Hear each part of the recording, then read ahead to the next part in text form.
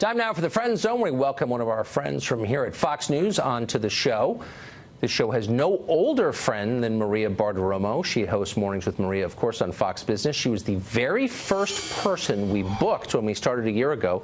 Thankfully, we still have lots to talk about a year later. Thanks in part to the Republican tax overhaul bill. Maria Bartiromo joins us tonight. Maria, thanks a lot for coming on. So I want to run this by you. We talked to the chairman of the House Ways and Means Committee last night, Kevin Brady of Texas. And we asked, look, this bill seems to give a tax cut to all corporations, but maybe raise taxes on some Americans. Is that true? Here's what he said. Your pledge as chairman of the House Ways and Means Committee is that nobody is going to wind up with less money if this passes. In my belief, between these tax cuts and higher paychecks and growth, whether you're that worker on Main Street or that small business on Main Street, you're going to see more in your paycheck. You're going to see more in your pocketbook. So nobody loses. Do you think that's true? Well, Tucker, you know, he sort of put in there the word growth. And I do think that this is a growth tax plan. However, it's very hard for me to say, look at you and say people are not going to see a tax increase. There are some people here who are seeing a tax increase.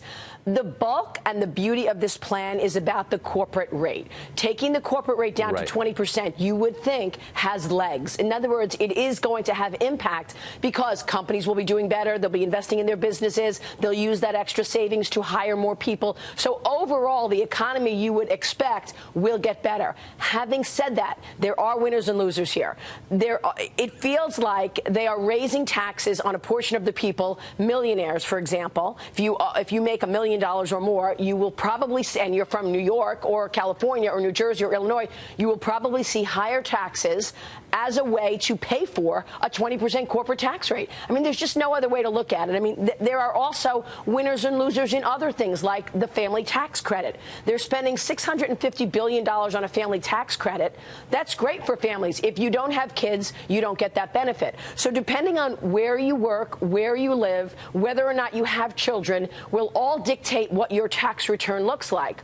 The truth is this is a $1.5 trillion plan. They've got $1.5 trillion to work with to cut taxes, and $900 billion of that, Tucker, is for the business cuts. So it's very easy to see that they have to raise taxes on some people by eliminating certain deductions, like eliminating the state and local, to pay for their lower corporate tax rate.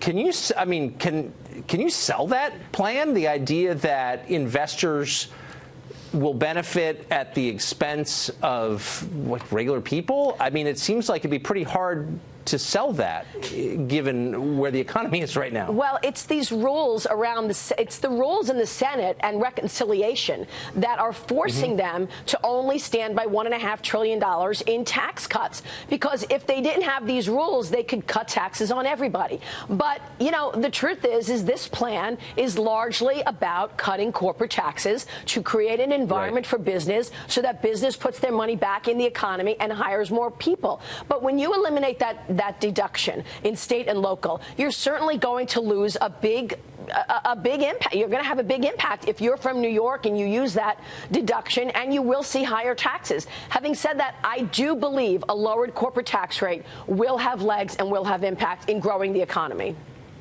I mean, I want that to be true, absolutely, and I understand the reasoning behind it, but a lot of people I know who work at the top end of American industry are doing really, really, really well, better than anyone's ever done in the history of the world, and they're all flying private.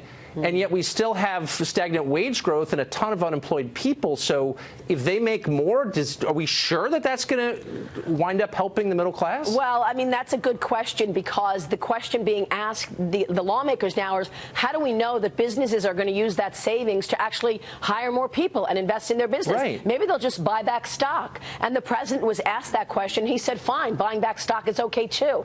Look, the bottom line is this. The top 10% of earners pay 71% of all the tax. So what I've been saying a lot recently is it feels like you're cutting taxes on people who don't pay taxes. How about cutting taxes on the top 10% that pay the taxes? But again, I mean, something's got to give. We've got $20 trillion in debt. You've got the left saying that this is a tax cut for the rich. And in some cases, I feel like they did get bullied by being forced, bullied by these talking points, by being forced to raise taxes on some people. But something's got to give, and it does have to be paid for. I don't think you could count on growth paying for everything. Thank you, Maria. I knew you would explain it better than anyone else could. And thank you for coming back a year later. Don't miss Mornings with Maria from 6 to 9 Eastern. It's the best Fox Business. Maria Bartiromo, thank you.